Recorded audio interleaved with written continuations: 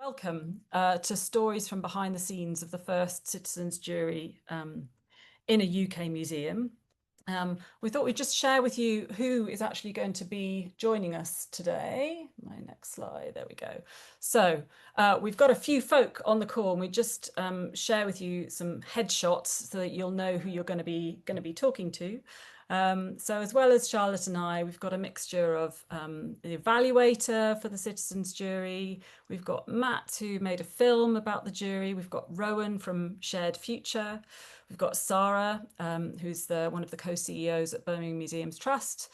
And then we've got some of the citizen jurors joining us today as well. So hopefully we've got a good mix of people to talk a little bit about what happened during the Birmingham Museum Citizens Jury, and then what were the impacts of that really on the museum, on the people who took part.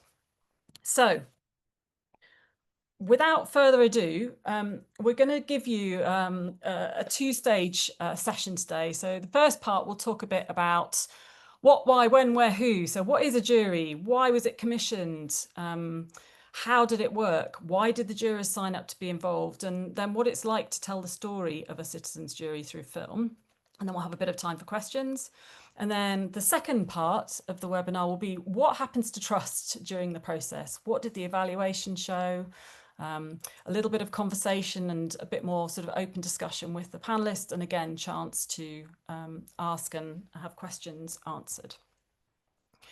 So this is your 2, 3, 4-minute crash course in what is a citizens' assembly, because we're going to assume that some of you will know what that is, but some of you really don't. So bear with us, and I'm going to take you through very, very quickly what is a citizens' assembly. And in order to do that, I'll just let you know that, so in case you haven't heard of us, DemocracyNext, we are an international research and action institute focused on scaling high quality, empowered and permanent citizens' assembly. And our mission is to shift who has power and how we take decisions in government and other organisations of daily life.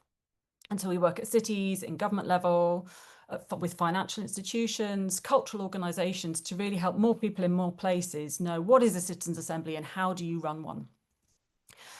And the reason for that is around the world, we know that people lack agency to shape the decisions that affect their lives. There's a lot of issues, trust in governance systems, trust in what democracy actually means when it's linked in particular to elections and voting is at an all-time low. And we know also, therefore, that shared decision-making and greater agency leads to a more resilient society, stronger trust, less polarisation, more active citizens, actually, and a greater sense of belonging. So a citizens' assembly is a brave space, we describe it as, for creative problem solving, and it's got 3 magic ingredients that we talk about. So the first is sortition, and sortition is a 2-stage lottery process to select decision makers randomly to be representative of a local population. The second ingredient is deliberation. So this is basically when people have time to be together, to listen, to learn, to share their expertise and their experience, and they come together and find a common ground and work together through the complexity of all the sorts of decisions that we need to make. The recommendations that a citizens' jury make are voted on by a supermajority of 75 to 80%, and people receive payments or vouchers for their time in a citizens' jury. So what we're saying is that citizens' time is valuable and we should value it accordingly. And the third element of a citizens' jury is rotation. So that is that we take it in turns to represent and to be represented. And the citizens' jury process has enough time to be with complexity, exercise our common intelligence, and find common ground. So the types of problems that citizens' assemblies are really well suited to address are values-based dilemmas, or really complex problems that require trade-offs and long-term questions.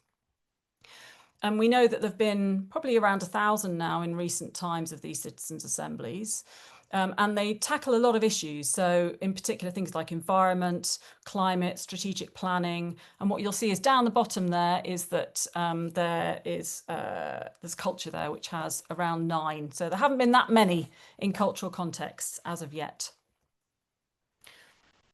And really, the thing that's particularly interesting, and one of the things that we're going to lean into today a little bit, is that where a citizens' assembly or a citizens' jury or a mini public, as it's also known, happens and it's done well, we see really transformative impacts on three-way trust. So in how institutions trust citizens, in how citizens trust institutions, and how citizens trust each other.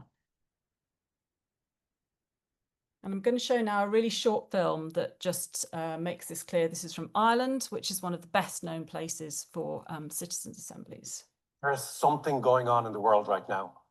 There is a hunger across the globe in political systems to get citizens involved in decision-making and policy development. And citizens want to be involved in this role as well. I'm going to tell you a story about Ireland and its experience with citizens' assemblies. The level of inclusion and support to people to give their opinions and their values and to share that, and for it to be considered and not shot down, has been absolutely amazing. The 100 people that you have in the room have to be representative of your society, all of it.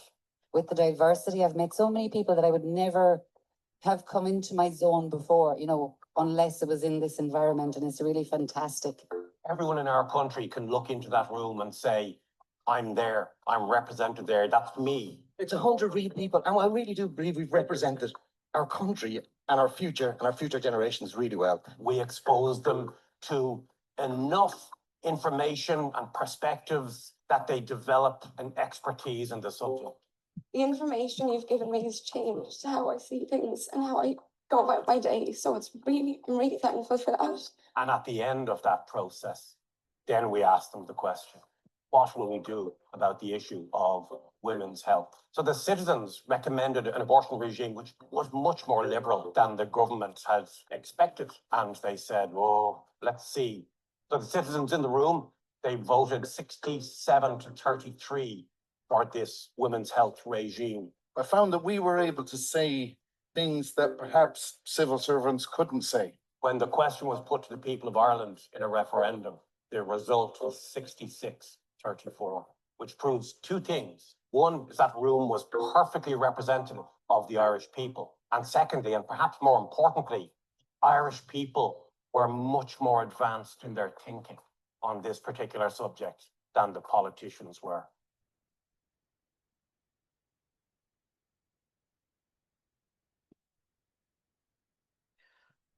So just a short little bit of insight into the world of citizens' assemblies. So first up, we're going to just invite some conversation now.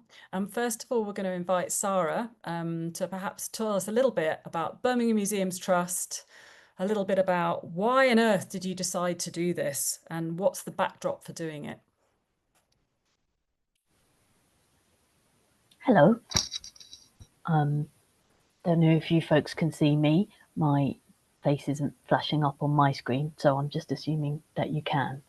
I'm one of the two co-CEOs of Birmingham Museums Trust alongside Zach Menser, who I think is also on the call. And Birmingham Museums Trust is a group of 9 museums run independently but very much connected to the City Council. The oldest of those museums has been in existence since 1885. That's Birmingham Museum and Art Gallery. And I'm one of the people who is here to reflect on the citizens' jury. Thanks, Sarah. And what was it about the current sort of situation in terms of the museums that made you think that having a citizens' jury would be a good starting place for that, really? Tell us a little bit about the context. Well, we were in a deep crisis. For those of you who don't know Birmingham in England, in the UK, it's one of the largest city councils in Europe, and it's facing a severe financial crisis such that the City Council had announced itself effectively bankrupt. And what this meant was that commissioners were invited in from the government, from central government, to essentially override the locally elected political leaders, to balance the books, to make the necessary cuts and achieve financial stability. Now, this is often quite an alarming thing, you know, for councils. This isn't the first time this has happened, but Birmingham is the largest city council, as I said, in Europe. So for such a big move to happen politically, was very destabilizing, and a lot of cuts then ensued to cultural organisations and other kinds of organisations. And the museum service, the largest funder of it is the city council. So this meant that already we were in a financially difficult position to run these 9 museums. We were already facing, you know, a lot of strain. And at the very same time, I had been appointed alongside Zach in 2020. At the very same time, we were embarking on establishing a business plan for the next 5 years to, you know, to basically resolve how we would achieve our ambitions for greater cultural representation and a fairer, more effective, more engaging museum service, while also making these savings and finding a new route to financial stability. So that's the local context, but the wider national context for museums and cultural services generally is that we've just been, you know, we are still in, but had particularly been through a complex time in terms of political policy with regards to culture.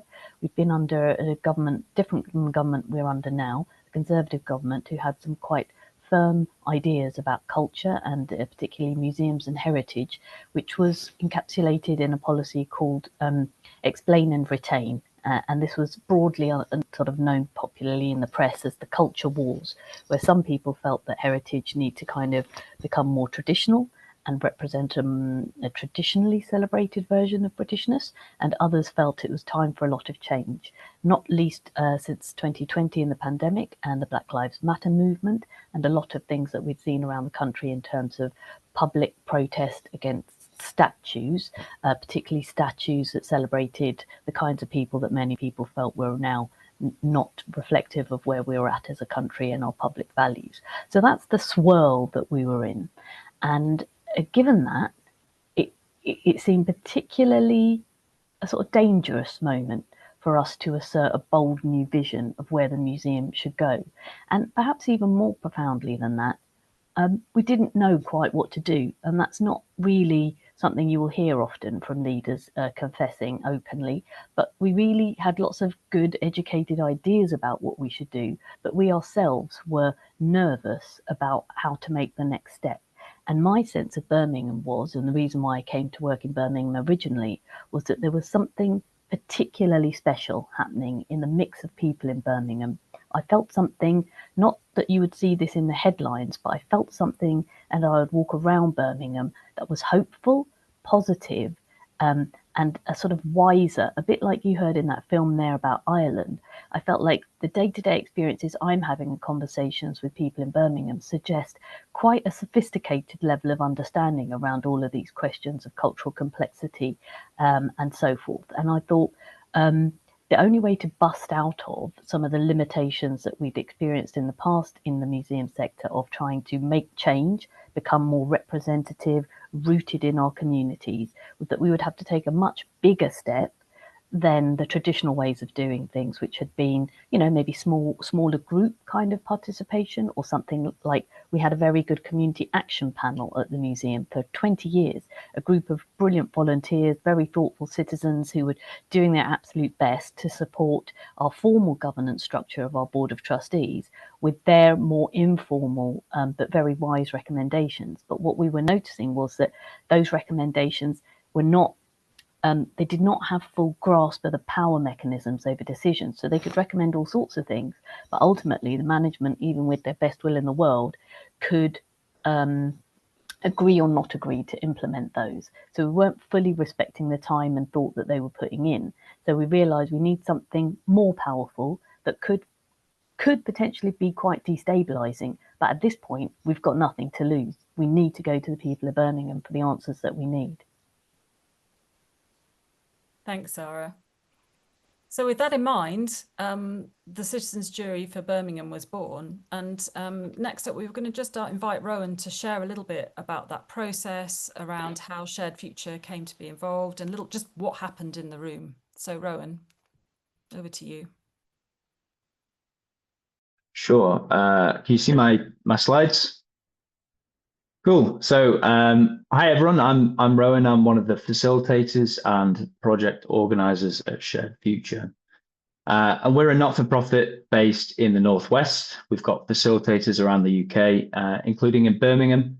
And we work in deliberative and participatory democracy, but also in increasingly supporting participants to organise and push for change after they've been through a process like this.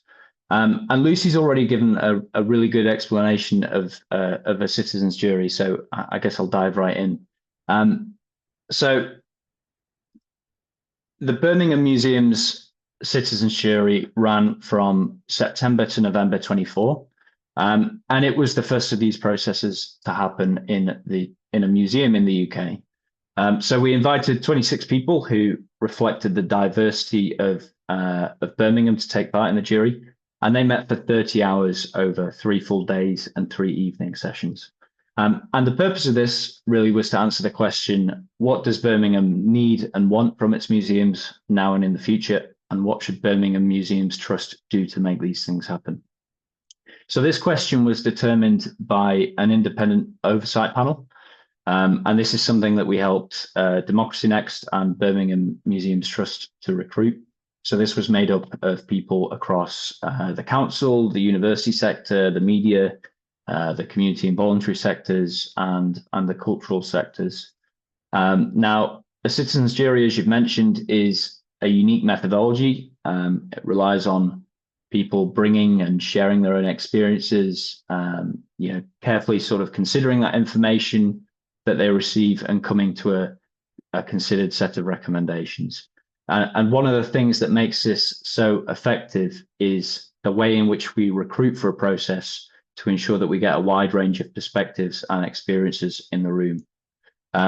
So we recruited using sortition, so that's a civic lottery, and essentially we set out to recruit 25 people who roughly reflected the demographic characteristics of Birmingham. So we worked with the Sortition Foundation to do this, and they ran a 2-stage selection process. So first of all, they randomly selected 5,000 addresses across Birmingham, sent letters to all of these addresses, and the people living at those addresses were invited to share their demographic information.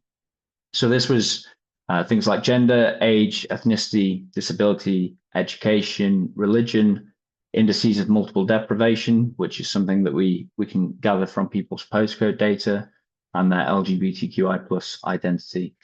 And one of these in particular,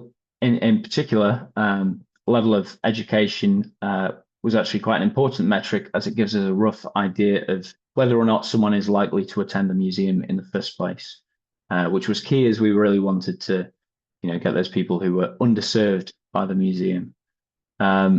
Then with the people that responded, we did Sortition Foundation did a second selection process to ensure that the people that we had in the room, based on their responses, were broadly reflective of Birmingham's diverse population. And by sending 5,000 letters, we could be pretty confident that we would have, enough responses to be able to do that. So, as I've mentioned, there's roughly 3 phases in a citizens' jury: a sort of a period of learning, one of deliberation, and then recommendation writing. And the learning phase of a citizens' jury is really all about drawing upon the experiences of the group and supplementing that with the knowledge and insights of commentators. So a commentator is sort of our word for an expert, which is a word we use to give greater weight to the expertise that our jury members hold. Now, we weren't expecting the jury to be museums experts, and in fact, we wouldn't want that, but we knew that there were experts in place and in their own communities and their experiences of museums. So this is something that we really tried to tease out at the start of the process and also throughout the process. So you can see here we did a few quite creative exercises, drawing, but also using Lego sets to help people express themselves, really reflect on what Birmingham means for them, what their hopes and fears were for Birmingham, and ultimately how they feel about museums as well. And that's I guess that's evident in this picture on the left here, which is an opinion line. So really getting people to understand their own perspectives and those of others in quite an embodied way. So you can see here, this is a really good example showing the spread of opinions in the room. And the prompt we used was, the objects stored and stories told in Birmingham museums are relevant to me. And well, we had a few at the agree end of the spectrum. There was a much greater spread towards disagree. So to emphasize, I guess, that the primacy of the jury's own knowledge and experience, we asked the jury to tell us what they wanted to learn more about. So they gave us a long list of things they wanted to hear more about, and these included things like the different kinds of audiences that a museum might want to attract, the different ideas that are available for attracting people, how marketing works, and what budgets and revenue streams look like. And this was then up to our oversight panel to suggest commentators for the jury to hear more from in the following sessions. So the jury heard from 14 commentators in total over the course of the process, and that included museum practitioners, academics, representatives from local schools, and activists. And you can watch all of these. They've been linked in the report as well.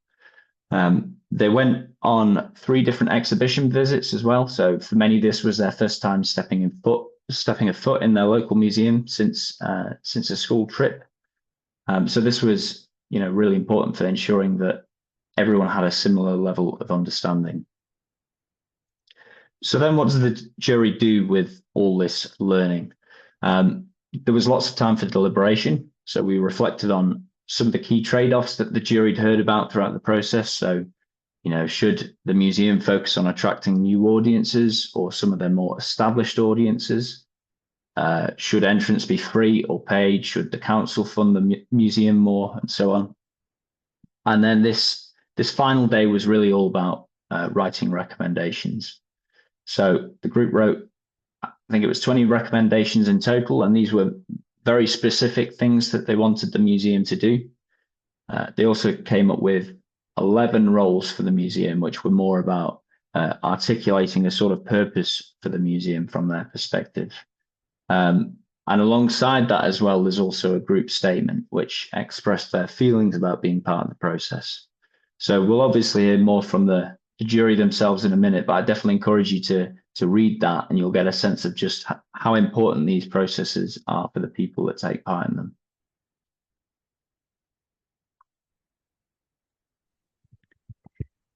Thank you, Rowan. So now we've had an opportunity to hear from a couple of our jurors.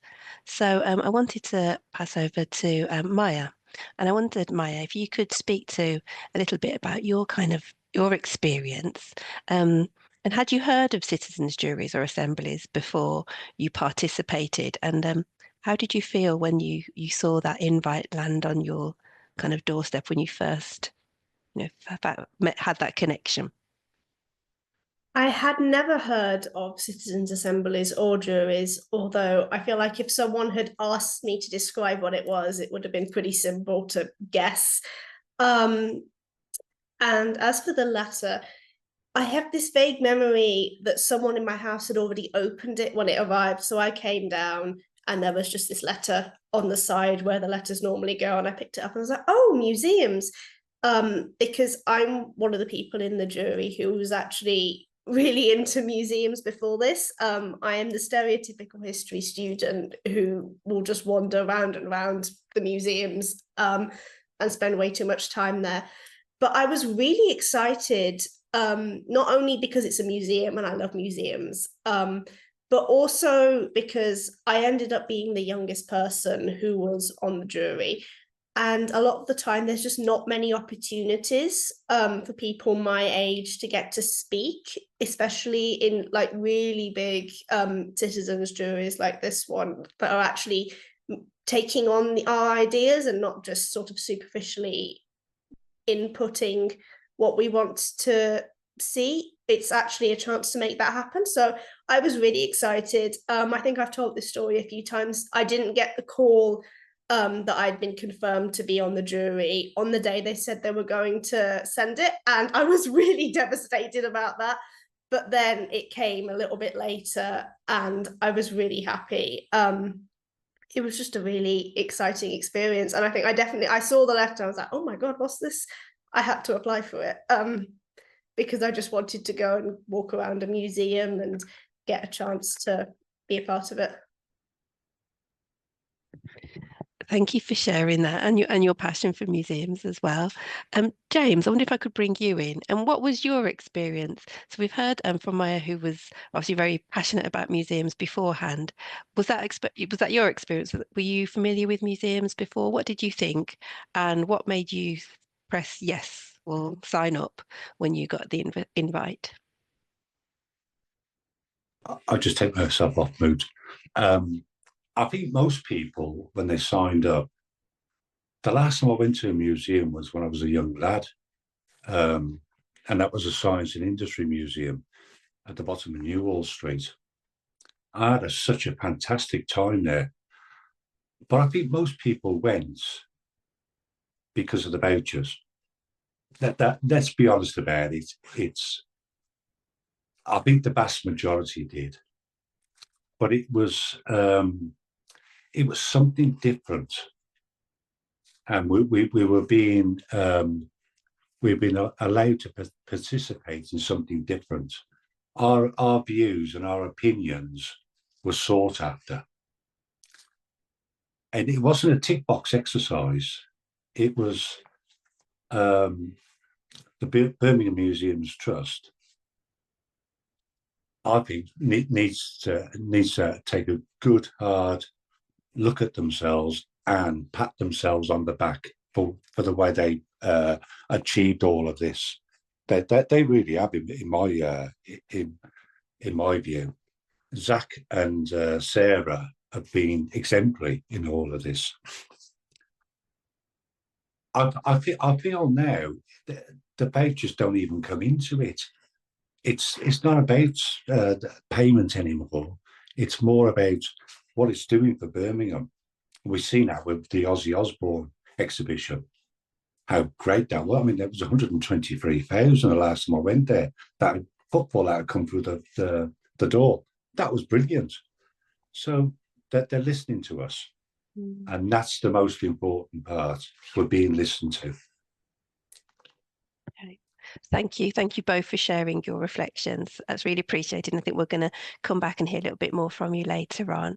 But now I'm going to hand over to Matt, who's going to share a film so we can hear a few more voices from the process. So Matt, would you like to come and do a quick intro to your film? And then we'll get a chance to have a look at it. But yeah, big thank you, James and Maya, for that brief from sharing your reflections. Lovely, thanks, Charlotte. Yeah, it was a really special project to be involved in this one. My company, River Ray Films, was born in Birmingham, although we have our main studio now in London, and we make lots of different films, commercial films for streamers and broadcasters, but our focus is in the cultural sector, and the aim here is to bring commercial quality to a cultural sector product or film, and in particular films that promote agency and voice of groups that might not get that. So Coventry City of Culture films, Valletta City of Country, we do a National Portrait Gallery with films, and we're the trusted filmmaking company for Grenfell Memorial Trust as well. So when I got asked to do this film, I was really conscious of not spoiling the process, not affecting the activity of the citizens' jury. That was the biggest thing. It's often in film production that you go in and it can be quite disruptive. So what we did was approach it in a very sensitive, very careful way so that we had as little impact on the process as possible. So the first session we were involved in, we just sat in on the session and got involved and got to know people like James, people like Maya, and just became a part of it. And then gently, as the weeks progressed, we introduced cameras, introduced more filming activity. And it was with that process that enabled us to get some really honest, real responses from jurors, from people involved in the sortition process and obviously the citizens jury process. so that we came up with a film that feels very, very natural, very unscripted, very, you know, it's a film that just tries to investigate rather than have all the answers. And hopefully that's where it's kind of gone to. I think we're going to see the shorter version, are we, of this film? Yeah. Yeah, I think that will really sort of describe everything that I'm talking about here. I'm hoping, James and Maya particularly, that we didn't disrupt your activity too much and that you felt like we were careful in our approach to talking with you and covering some of the content. And it was a real joy to be a part of it. Thank you. So yeah, Thank you. very happy to have a look at it if you've got it there. Yeah, thanks, Matt. This is the moment at which I think I cue the screen Right. share. So I'll just give me a second. I'll just share my screen and then hit go.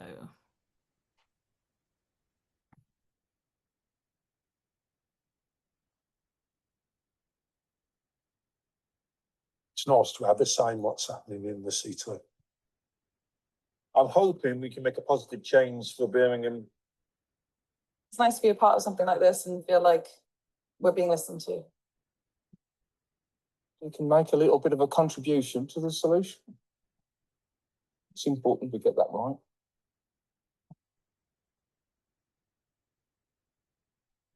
Well, it's not like a criminal jury. It is a coming together of people from across the city, from all different backgrounds, ages, walks of life, who are asked to answer very difficult questions about the future of the museums and art galleries in Birmingham. We've really been looking at how the future of museums might look and how we could get to a place where they're a more inclusive and diverse place. The regular people are going to be the people that come here. So it's really important that they have a space to voice things that they don't like, and probably more importantly, things that they do like and want to see more of, so that we can tailor the experience and then just get more people through the doors. I thought it would just be easy, just be a bunch of questions. How do we get people through the door? Do we charge them to come through the door? What age group are we looking at? But it's actually a lot more complex right across the board. So you're looking at finances, you're looking at diversity, you're looking at backgrounds, you're looking at the history. It is a much bigger, complex picture than I thought it would be. What I've learned over these past few sessions is how when you get a cross-section of people and you give them a problem to solve, you get so many really interesting different perspectives and common sense as well. We had lots of talks, lots of information coming at us. And there've been healthy debates. You can tell that they really listen to what you're saying, because you will go home from one session and then you will arrive at the next session and you kind of look at the recommendations and the notes that have been written up and you think, oh yeah, I've said that, like they were literally my words. I'm someone who hasn't really been to the museums much, kind of not really been on my radar, but it's been interesting to get to learn a lot more about them and kind of have that open up in my mind a little bit. Like growing up as a child, it was never anything that my family would do, bring us into town, go into museums and things like that. It just wasn't something we were interested in. It's made me feel that actually it's acceptable to go into a museum when you don't know nothing about what's in there and just have an interest in it or take an interest. Feels great. I've told my daughters about it and they don't understand. And I turned and said, well, we're shaping the future of Birmingham Museums. Well, I'm a Brumley, born and bred. Quite proud in a way, like, you know, having the responsibility of having my say of what I think that should be done. I hope that it can build a bridge between the museum and communities. I'm proud. It's a lot of responsibility, but I'm happy that I've been part of this process. I feel more involved. I feel as if I'm part of Birmingham now. And it's taken me all this time to feel part of Birmingham. So for that, thanks. Lucy, I'm just thinking, obviously Zoom has stripped off the music from the film there through its background noise filter.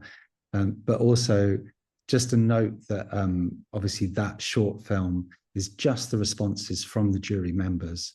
And then the longer film that we did had lots of context and interviews with people that were organising. the process as well, to tell a fuller picture of what a citizens jury is and how it comes together. So I wonder if we link to the longer film, possibly in the description. Yeah, absolutely. Thanks, Matt. And in fact, we sent everybody all the links to the films in advance, so we'll definitely send those all out again. Sorry, we didn't realise the music had gone. It worked in the Zoom's out. I'm just going to say this now. We're having a bad Zoom day today, people. Zoom seems to be one of the many applications that is having a few issues today, which has been fun when you're trying to host a webinar for lots of people who are joining by Zoom. So apologies for that.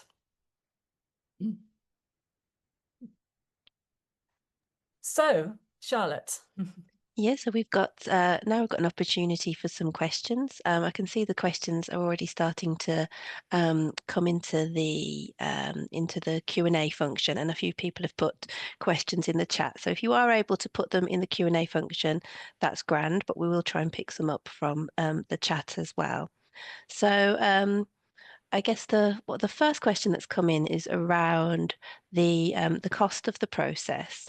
I'm not quite sure. The person's also asked, where did it really go so wrong in Birmingham and why? So I don't know if we want to go over to perhaps Sarah to talk about the costs and the impact it's had.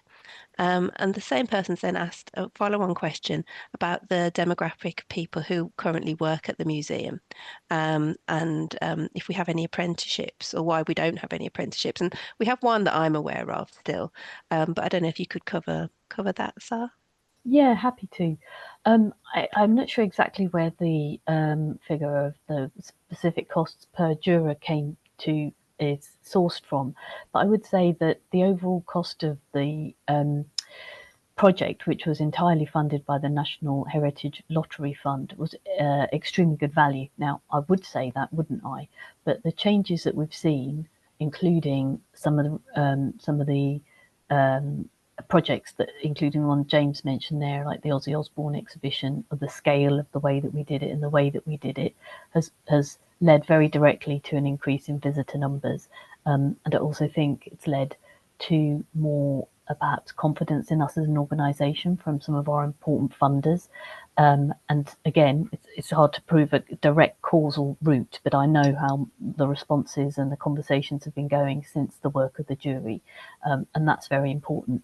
So from where I'm standing, it's gone very right, not very wrong. In terms of the cost, again, Lucy talked about the need to respect the time of the jurors, and also some of that is not just about the level of remuneration for their time in terms of hours spent in the room, it's in terms of the level of skill needed in the facilitation of those conversations in the room, and that isn't done by museum in-house staff. That's done mainly by Shared Futures, you heard from Rowan earlier, and that level of expertise is again, extremely good value, but it must be paid for. This sort of thing is, as you gather, it's sort of unusual for museums. It's a first step in this country. So we really were at pains to do it at the best, most rigorous process that we could. We also had an oversight committee, which included people like the Vice Chancellor of BCU, Birmingham City University, and those people were watching us like a hawk to make sure that we weren't putting a foot wrong, because it would be all too easy to do what's called democracy washing and make it look like we were getting the answers that we wanted to get. In which case, of course, like a court of law, if that had been found to be the case, then the recommendations and the whole process would have been called into question. And then on to the other very important questions around the question of social class of employees. This is also an important reason why something like the jury needed to happen. Well, why the jury needed to happen, because all museums, including ours, are not sufficiently representative of the social class of the people that they serve in terms of the workforce. Now, Birmingham Museums quite a lot better actually than quite a lot of the museums I've worked at, particularly at London National Museums, on this front. But socioeconomic data about our staff is not as good as it should be. So I cannot give you a percentage proportion, and it's definitely something that needs to improve. But what I can tell you, for example, is the data that I have about the Board of Trustees and the senior leadership team is that the senior leadership team in the museum is mainly drawn from people who would identify themselves as working class, and the Board of Trustees similarly in terms of how representative they are of the people of Birmingham and what proportion of them do identify as a working class. I think that you're saying that the question was not answered on cost. You're very interested in know how much was required in such a detailed and supportive process. So it is valuable. Yes, it was part of a wider package of a business plan that was overall cost about £250,000. And I will say that about 65,000 of that was specifically needed to run the jury.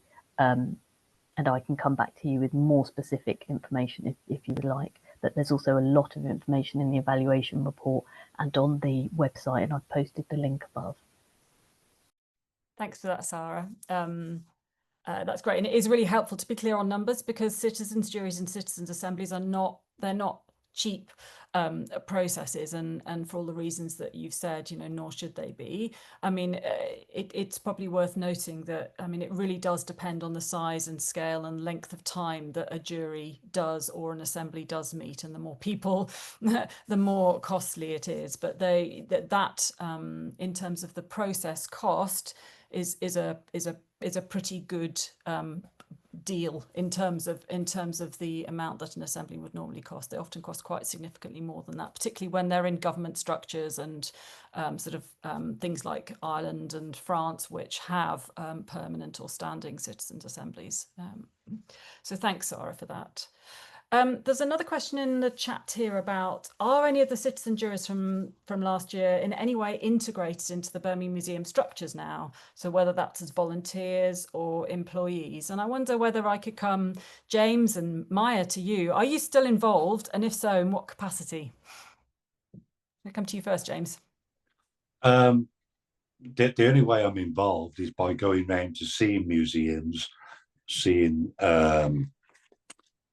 I can't think of his name again. Ozzy. Yeah. To seeing his exhibition. I'm more involved in museums now than I was in the past, but only from a layman's perspective, not from working there. Thanks, James. How about you, Maya? Well, I am a bit more involved. I'm not entirely sure what we're allowed to say about exhibitions. You're allowed to say lots. In terms of forward exhibitions, maybe be a little bit more circumspect. Okay, yay. So we are doing stuff in that respect, which I will say wait and see on. The jury has also, it's just been in the news, they're going to be bringing us back to do more stuff on working on our existing recommendations and building on that, which I'm really excited about. But no, we haven't been employed or anything. I don't think we'll be replacing Sarah and Zach anytime soon, sadly. Don't speak too soon. Could I just say that maybe Rosie would know more as well, that she might be able to contribute? Oh, sorry, Charlotte, that's your, I'm just overstepping. No, it's a good shout. Is Rosie on the call? Don't know in this format that we'll be able to invite her to speak. I'm not sure whether that'll work. Failing that, maybe she could type There is a Rosie Barker. Is that the person you mean? That's the very same. I will here she is, as if by magic. I can do some things on Zoom today. Thanks, Ruba. Yeah, Rosie, I don't know if you want to speak any more to that point, or actually we've also had another question that's just come the next one in the chat, which is how has the museum approached sharing and reflecting on what happened more publicly? And do people come off the street and ask about the jury? Is it widely known or advertised when you come into the space now? So I don't know if you'd like to speak to that point or the previous point. Yes, can you see and hear me? Because I can't see or hear anyone except myself. I can hear you, Rosie, but we can't see you. That's absolutely plenty. Yes, so I would say that the jurors have been involved continually in various different ways since the official end, which was January when we had the launch event. So we're still meeting the jurors regularly to give updates on the recommendations that they made and show that we're making progress against their actions. And whenever we speak about the jury, we're inviting the jurors, like today, because obviously what really mattered was getting their voice in the museum, and we're trying to avoid speaking for them. In terms of working for the museum, which I think was one of the questions, most of the jurors already have their own jobs and their own lives. So actually, they may not want to work for the museum. But what's also great as well is that we have this external perspective. What we found with past consultations we've done is that the more people become embedded in the structures, they actually can give, I think, less of a kind of critical perspective on what we're doing. So not to say they're not welcome to join us, but it's great to have people who have a non-museum-y voice. And then the other thing I would say about public engagement is we are working on an exhibition with the jurors. So they are going through the process with us of thinking about how you create an exhibition about the jury process and about how we make it accessible to all of our visitors who come in, so that they can understand from a real sort of lay perspective that process that we all went through of finding out what on earth is a citizens' jury, what are we talking about, how do we go from that process of people who haven't got a clue about museums or may not be interested to them being able to really shape our future. Hopefully that's answered those questions. Wasn't expecting to be answering questions, so I'm making it up as I go along. Thank you so much. And so Rosie's our head of curation and participation, and has worked in the museums for over 20 years and has a long track record in supporting various forms of community engagement and leading different forms of community engagement. So thank you for your contribution there, Rosie, and we might bring you back in a moment. Before we go to the next question, I see Sarah, you've got your hand up. Well, I just wanted to share that another thing that's happening at the museums is that the Museum and Art Gallery needs a big overhaul. So we're applying for a big chunk of capital funding to redevelop the Museum and Art Gallery. We haven't got that money yet, but we hope to be sort of moving forward with that in the next 6 months in terms of making that application. And we can't go backwards, having expressed everything that's come out of the jury and with the recommendations. So the capital project to redevelop the Museum and Art Gallery will need to involve either these jurors or more of the same practice of deliberative democracy, i.e. more citizens' assembly type work. Frankly, I don't think funders or anybody else who's heard about this work will look favourably on grant applications that don't embed and include this work. So that's my long-winded way of saying that's another way that jurors and the jury process and practice will now be embedded in the future. But everybody knows that the capital projects have a long history of missteps with community engagement, because once you start talking about big sums of money and putting things on walls and sometimes changing walls, that's a very hardware process, and the very sophisticated software process of a jury and melding those two, I haven't seen it done well at scale to date. So we will be brave and try and be the first people to do it well. Thanks, Sarah. Just go to a couple more questions, and then we'll maybe take a little tiny break before we pick up again with sort of part 2. So there's a question for you, Matt. There's someone who, Philip in the questions, is hopefully going to be hosting an assembly starting from next year, and has been introduced to different local filmmakers, one with a background and has lived in the community for decades, and the other has a film degree from a university in a country in the Middle East. In the future, he'd like to collaborate with filmmakers to document the processes. How should he think about inviting a filmmaker to be part of a process like this? It's a great question. Yeah, it's a great question, Philip. Thank you. So fundamentally, as I said earlier, I think the most important thing isn't that you're inviting a kind of a standard filmmaker to work their magic on a situation. I think you're looking for filmmakers that are really in touch with their communication skills with people and are very aware of the sensitivity in the process, and not colouring the process in any way, because the fundamental focus here is that the jury has this unimpeded experience that is their voice and is owned by them.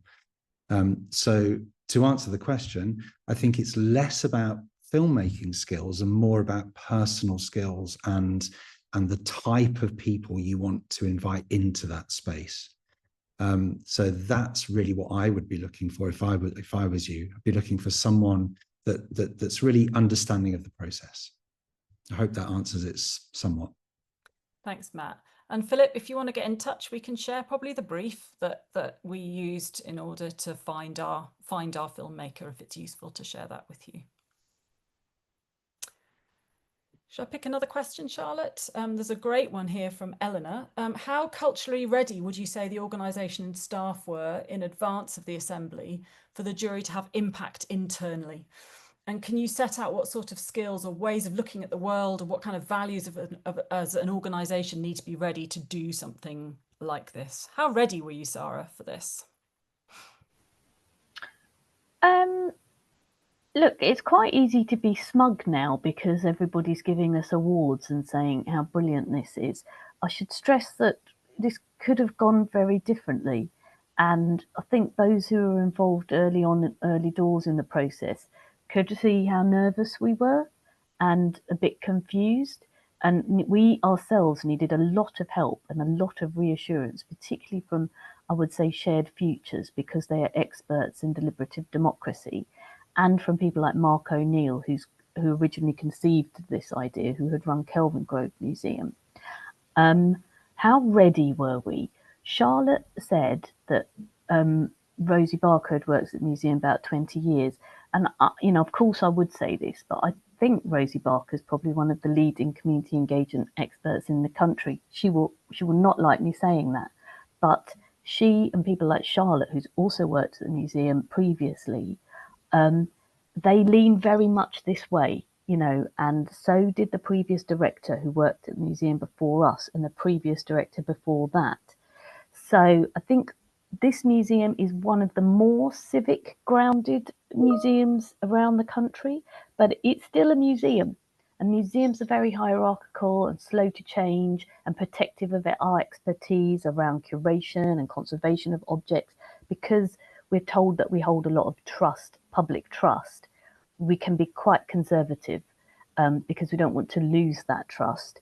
And we're, protective of our professional reputations, like most people are. So I think we were about average ready.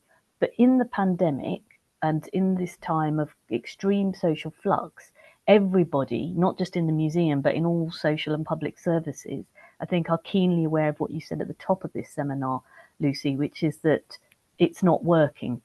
Most of the things that we've been trying are not working. And so there's definitely a readiness and probably a sort of broad self-awareness amongst the rank and file staff, volunteers, trustees, that we've set out quite a bold, we're talking a big talk here in terms of what we think the museum can deliver for Birmingham. And if you don't do something fairly bold to signal how you're going to implement that, you're starting to look like hypocrites. So I think we were more scared of being hypocrites than of getting it wrong, is the honest. Thanks, Sarah, for that. Rowan, did you want to add anything on that in terms of, because you've worked with lots of different commissioners of assemblies, I guess. Is there anything you wanted to add to Sarah's comments on that? Yeah, I mean, I would just say there's always this question that gets asked at the beginning of a process, a bit like James said. So, we get the commissioner in the room to say, this is why we're doing the process. This is what's going to happen with the recommendations. And, someone in the jury will say, this is just a tick box exercise. You're not actually going to do any of this, are you?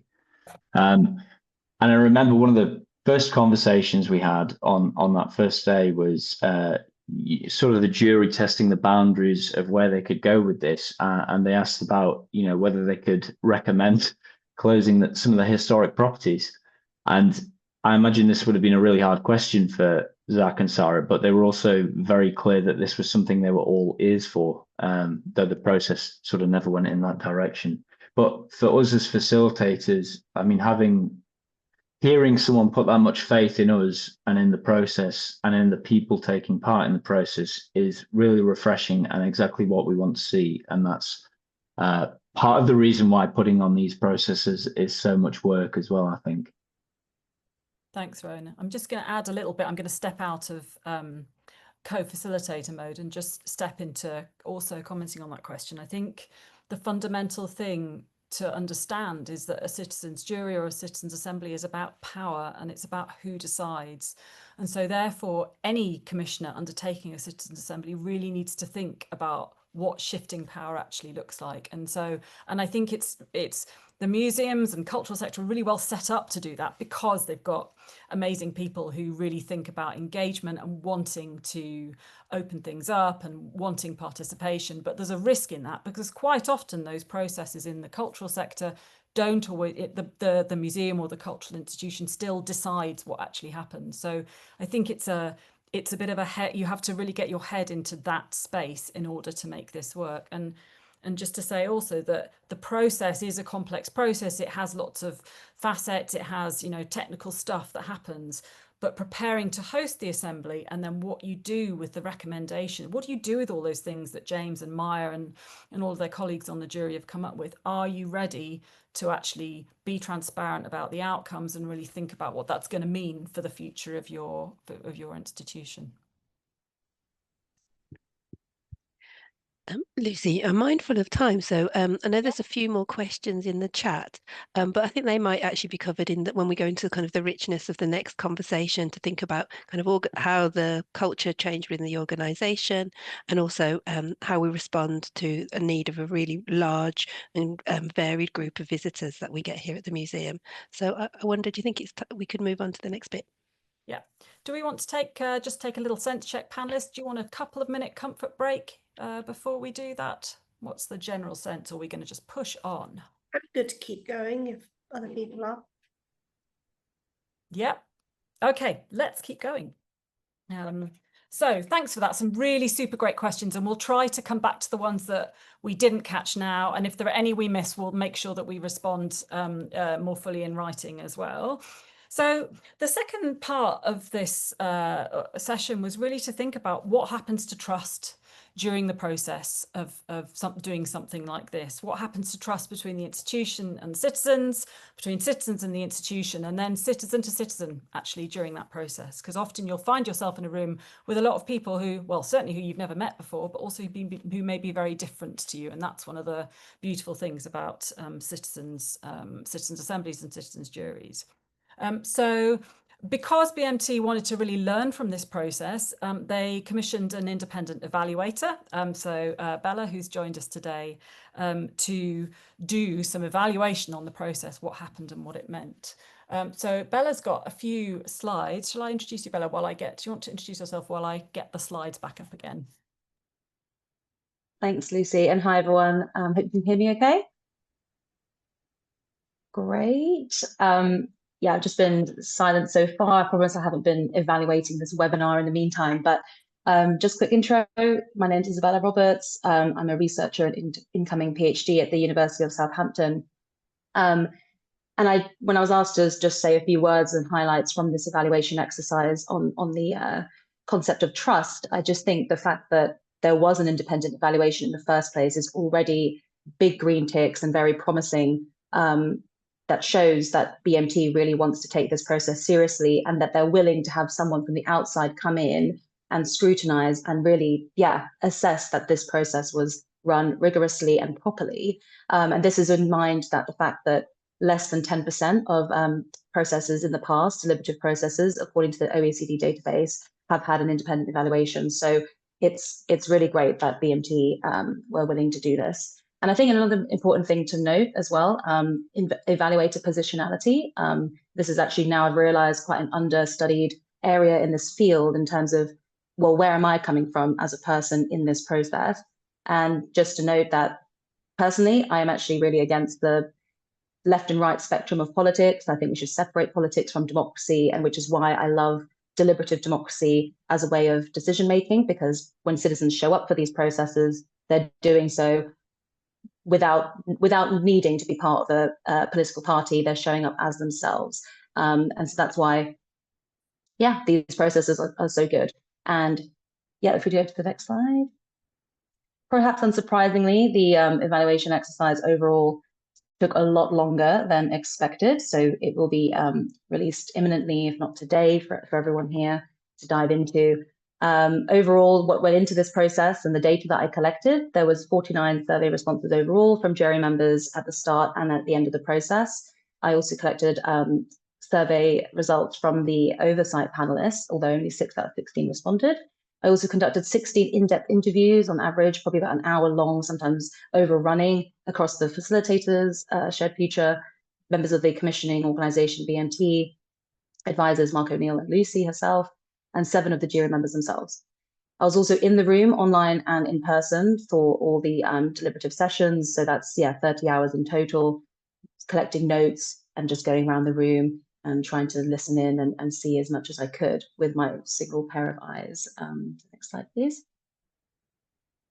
So these areas of these questions of trust, as you can see, they actually apply to all deliberative processes of anyone looking from the outside in. So all these questions about, democracy washing, the risk of framing the agenda, how representative were the recommendations of the actual people that were in the room, and also the relationships between participants, the trust that the participants had amongst each other. How to what extent does that affect the ultimate recommendations? Next slide, please. And these slides are going to be very wordy, so I just thought I'm going to put that there, lifted from the report, so they're helpful for reference and anyone watching the recording. But just at very high level, this question of democracy washing, was it just a tick box exercise for the commissioning organisation to just, validate their pre-existing agenda? Sometimes, maybe this looks like it could be the case, for example, with the survey results that they're out of the oversight panel, their top 2 reasons for hosting a citizens jury for them was to bring a diversity of people together and also allow organizations and institutions to connect directly with the people, whereas for democratic decision making was actually the 3rd most popular response. Meanwhile, jury members, 94% thought that actually the best use of the citizens jury was for democratic decision making. So if there is this gap between jury members thinking, we're here to make real decisions, whereas oversight panelists potentially think that this is more just an advisory function, could lead to questions of democracy washing. But as we'll see in the next slides, this actually wasn't the case. And I think also just taking a step back, reiterating what's already been said so far, 100% of the citizens jury members actually had never heard of an assembly or jury before. Similarly, with the oversight panelists in the survey, they 67% said that their awareness and knowledge of citizens juries have greatly improved throughout the process. And then, as Sarah mentioned, it's the first time that BMT are running a process like this. So, most people, apart from Shared Future, this is the first time they're doing and running a process like this, and everyone is really learning and trying to do the best they can and make this as proper a process as possible. So next slide, please. And this question of, framing the agenda, so people think, okay, is BMT just trying to revalidate an existing agenda? But as you can see, as the commissioners said during interviews, the citizens jury is totally open-ended, uncertain, and uncontrollable. It's quite exciting, except also a bit anxiety-making, because you know that it's genuinely open and we don't know where they're going to go.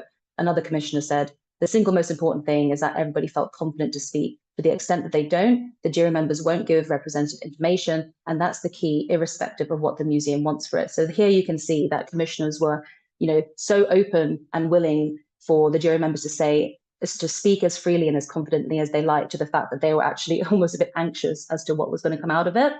And another point to note here is that, with museums, as you know, there are quite thorny political issues to do with, say, repatriation of objects. And BMT were very well prepared to have these difficult conversations with the commentators lined up, and everything was, in the background, very much ready to go to sink their teeth into these thorny issues. But as the participants, were aware of the context of Birmingham and Birmingham Museums Trust, they actually from the start leaned much more towards the practical rather than political issues. So those were things around funding, marketing, etc. So that's also just interesting to note that perhaps sometimes we expect really like controversial political issues to be discussed. Actually, participants leaned more towards the practical. The next slide, please. How representative were the recommendations? So 100% of jury members agreed with the statement that, in my opinion, the final recommendations fully represented the views of the citizens' jury, with another commenting that everything was in there. So this question of, representativeness, completeness, no issues around that based on the results from the jury members themselves. However, there is maybe a more philosophical question as to how much did jury members feel represented individually rather than as a collective? So when they're showing up to this process, they are themselves, but maybe they're also speaking on behalf of people like them, hence this whole sortition process. But then also as they go through this process, they form this group, the citizens' jury. So then there's this philosophical question potentially in that line between, I'm here speaking on behalf of the citizens' jury and we all agree to this, but then on an individual level, this line might get blurred throughout. So there's this question around groupthink, homogenization of results when forming consensus, and where should we draw the line if there is one? So these are just wider questions as well for citizens' assemblies and other models as a whole. So next slide, please. And I'll just, close with this final question around the relationships between participants. They're best to speak to this themselves, but naturally, what was coming out was smaller groups, in person, more time, all are drivers of increasing trust in the relationships between participants and the jury members themselves. And then this is another philosophical question more broadly, but to what extent does increasing trust between participants lead to better decision making versus, again, this potential homogenization of recommendations? So overall, lots of things came out of this evaluation exercise. I think it's like an 80-page report. So if you want to find out more detail, please do dig in. So I just want to say, thank you to BMT for commissioning this exercise in the first place. Thank you for everyone who contributed. And also just shout out to Sonia Busu at the University of Birmingham, who was really helpful in guiding this whole process. So thank you.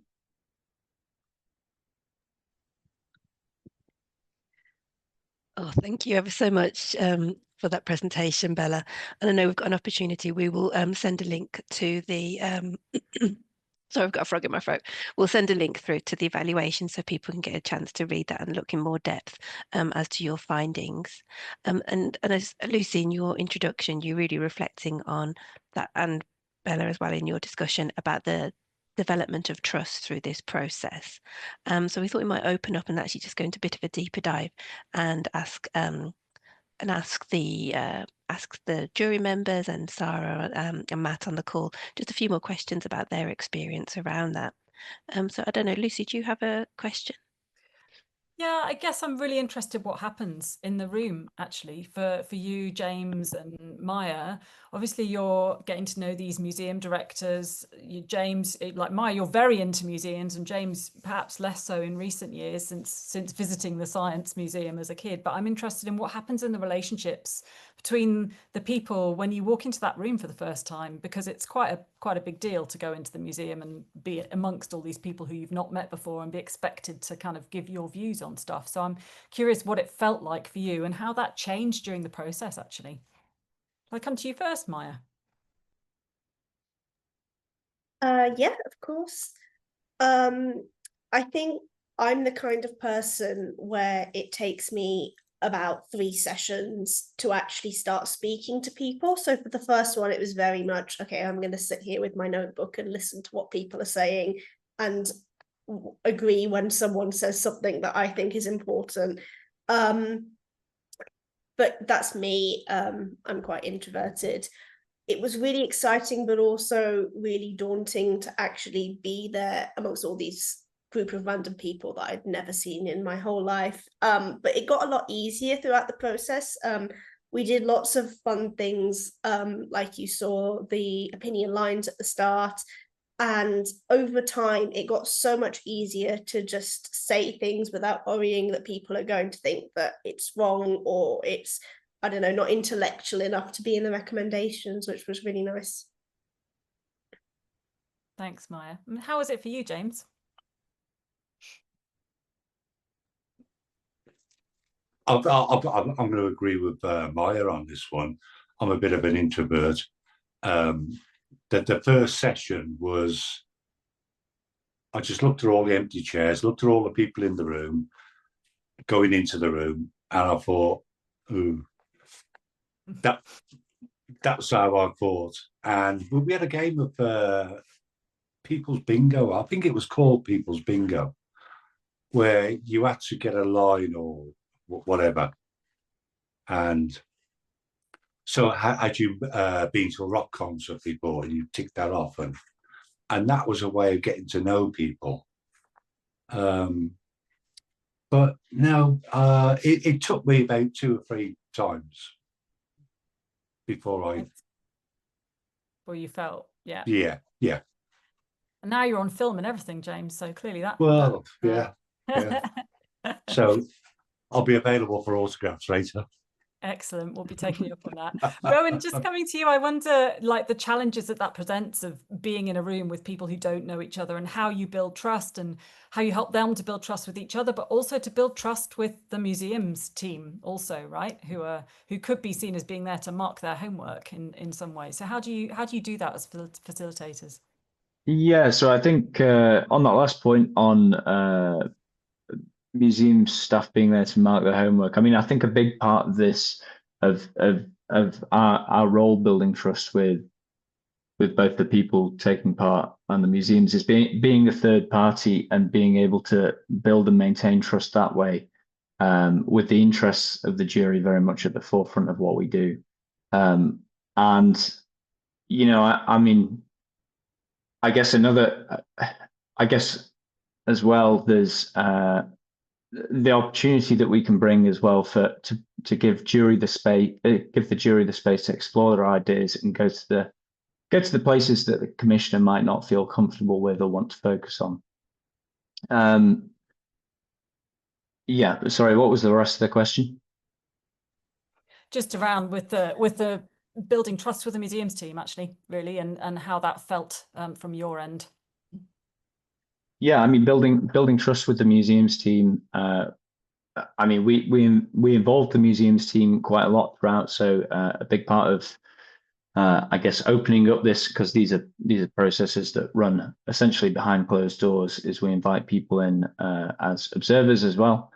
So there were lots of opportunities for the museums team to come in on and observe the process as well, particularly at quite interesting bits of the process. For instance, where we did, I remember later on in the process, we did an opinion line on, you know, whether the museums could be should they receive more funding from the council. And I think having some of the senior leadership team there to see some of and watch some of the deliberation going on and sort of, yeah, observe all that was actually really both good for the senior leadership team's trust in the process, but also you know, sort of the citizens' trust in the leadership team as well.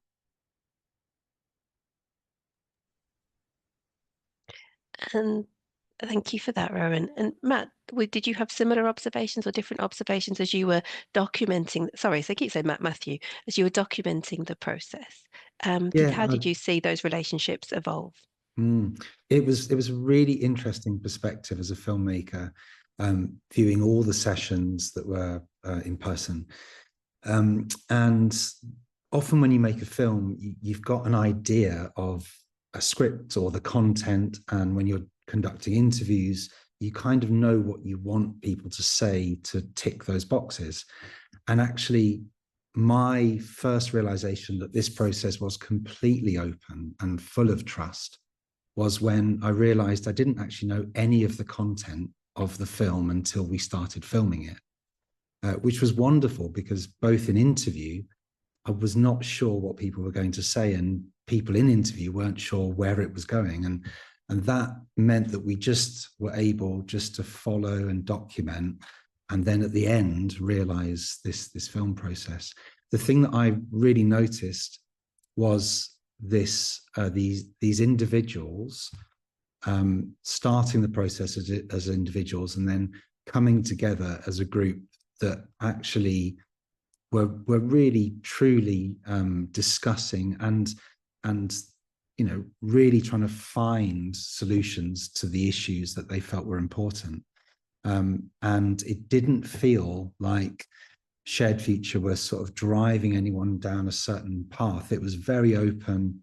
And I don't know if you felt this, sort of Maya and James particularly, but it felt like you were given time and space to find your own conclusions and own discussions, however difficult they might have been. Yeah, I don't know, James or Maya, would you like to reflect on that, about kind of how you found that process, that space, and maybe also a little bit more about that, how the relationship evolved between yourselves and the whole cohort of participants, or jurors, I should say, not participants. Yeah, I found it fantastic. Went in there as an individual, but then through the process became more in tune with others, and especially I've got to say the facilitators, the filmmakers, all kept their distance but allowed us to come into our own, if that makes any sense. So yeah, it was a great process, and one that I'd say well done to everyone. Oh, thank you, James. Maya, did you have any further reflections on that? I think about the same as James, really. It never felt like anyone was being invasive. There was a perfectly nice distance between them and us, but yeah, they also weren't too distant.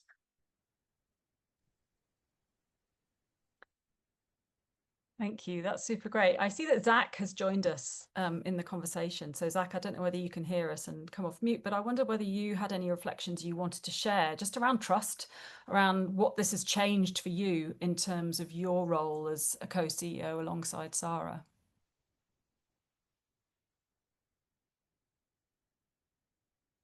Can you hear us, Zach?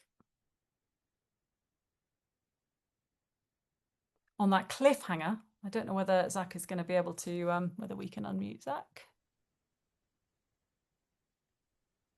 In which case, while we do, Sarah, maybe I'll come to you now and just ask you the same question. Like, what does this do for trust in the way that you think about your relationship to the citizens of Birmingham, to your relationship to the jury, and to what it means for what you do as an organisation?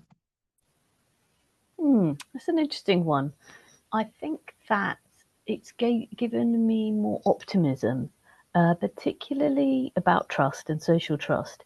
We right from the start said we have a mission to become a symbol of social trust and hope and belonging in Birmingham. And then lots of things happened. Last summer, we saw the race riots across the country. Then we've seen things emerging like Raise the Flag movement, which began in Wheelie Castle in Birmingham. And that can make you feel distrustful of the rest of society as a whole.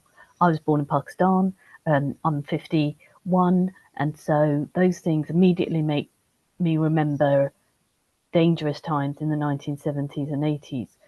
And I feel worried, and I know that quite a lot of people around feel worried. And having seen the citizens' jury at work, I feel more optimistic because I read the headlines and I see what everybody says, but then I remember what it was like in the room and the amount of kind of what do I want to say, goodwill there was underneath everything from people to their fellow citizens, even though they're quite often from very different life experiences and life backgrounds, and different by class, race, age, religion. And one of the recommendations that came out was recommendation Role J for the museum, which was that museums must raise awareness of topical issues and current events of relevance to the local community, in particular issues that are currently dividing our communities, including international issues with local repercussions. The museum has a role to play in counteracting biases in the media and should spotlight the work of locals taking positive action and bringing diverse communities together.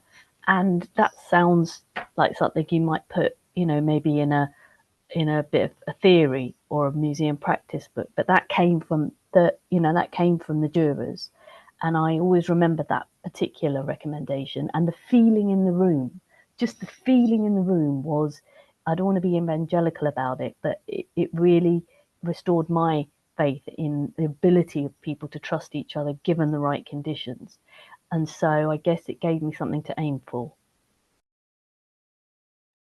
Thanks, Sarah. There's a really great question in the chat, which we didn't come to, which sort of speaks to that a little bit as well. So a question or a comment, what I can see from this is getting away from traditional permission-based invitations into museums, which then looks at audiences quite extractively and moves to a less binary way of looking at experience. So perhaps less of a traditional escalator model of engagement. So it's really interesting to hear that reflected also in your experience of the recommendations and what came out of those as well. I think we've got about 6 minutes left, and I don't know whether Zach's been able to join us. Maybe that's Zach on the hotline to you, Sarah, right now. It is. Excellent. But I wonder whether in the little remaining time we've got left, I think we've covered most of the questions in the Q&A, but we'll definitely come to the ones that we missed. But I wonder whether we could just invite each of the panel members just to share a final reflection or comment with us as we kind of wrap at 3 o'clock. So let me come first to Bella. Why don't we come to you first for your any final reflections or comments? Yeah, it's been a journey. I'm really, it's been an incredible experience. It was a great honor to be able to be in the room and be a part of this. And yeah, it's given me a lot of hope for the future of these processes, and looking forward to, and it's great to see, I mean, the proof is in the pudding, the fact that so many jury members are still involved and active and willing to not only be more involved on the democratic side, but also applying to, work for BMT and spread the news. Just really goes to show what a success this has been. Thank you. And maybe I'll come to Maya next. Any final reflections from you? Yeah, I think I'm going to echo what Sarah said about hope and optimism through the jury process. It's just been really inspiring to be a part of this and to keep it going. I'm really glad that they didn't just say, okay, thanks for the recommendations, goodbye. They're keeping us involved. It's been a really nice experience to work with CEOs. I'm naturally distrustful of CEOs, but Sarah and Zach definitely beat the expectations. They're not just random posh people who were democracy washing, as you say. They really cared about our opinions. Thanks, Maya. Rowan, should we come to you? Yeah, just that I've absolutely loved being part of this process. It's just been so fascinating. I think, yeah, I guess reflecting on what was said before, that I guess people might have signed up to this thinking they were come to talk about the past and, what to do with the things gathering dust in storage. But, these discussions went deep into race relations, politics, populism, and the role of the museum in all of these present day issues. And I think it's always fascinating as a facilitator as well to see how this bunch of strangers, many of whom know nothing about a topic, can come away as passionate advocates. And yeah, it's just such a privilege to be part of that. Matt, can I come to you next? Absolutely. It's really interesting as a film director, when you're conducting interviews, you often are interviewing people that are kind of feeding you lines and keeping the company sort of thing on track, or telling you what they think you want to hear. And actually, this was one of those rare occasions in film where I didn't experience that. Everybody in front of camera was so brutally honest about how they felt and what they thought about the process at various stages. And that to me was just very, very refreshing. Thanks, Matt. James, did you want to come in, and then I'll come to Zach and Sarah to finish this off? I was just saying how much I thoroughly enjoyed the process. I was a bit undecided at first, maybe for the first 2 meetings, but after that I've really got into it and I've really enjoyed it. And I know my opinion now counts. Zach, hey. Hi, good afternoon, everyone. The process for me has just been, one, to help confirm the fact that you should always listen to people and find the best ways of doing that. And for us, that's taken time. And it's, we as a sector have talked for many, many years about actually including people. And this is just now one tool. And the fact that other organizations are rushing to try and now, mimic it is a sign of one of the many things that, has been great about this process. Have there been lots of challenging questions? Yes, there have. Will there continue to be lots of challenging questions? Yes, there will be. And I think that's exactly what the amazing thing about this has been, is it kind of, the phase 1 of the project was just that. And now I get to spend the next few years thinking about what's next and how we're going to solve it with the jury, and other people's support of that. So yeah, it's been an amazing project. I'm just really grateful to be part of it. Thanks, Zach. And Sarah, come to you. Oh, I've said enough. Thanks to everybody, especially the jurors. Very good. Charlotte, I think we're bang on, and we can wrap. And there will be a link available for those who want to share. Thank you so much to everybody for joining us. Did you want to sign us out, Charlotte? Yeah, thank you for joining us, and we can follow up. We know we didn't get to all of those questions, so we can follow up outside the group. But just, thank you for spending some time with us. Stay in touch and share your own good practice with us. And a big, big thank you to the jurors for being here today.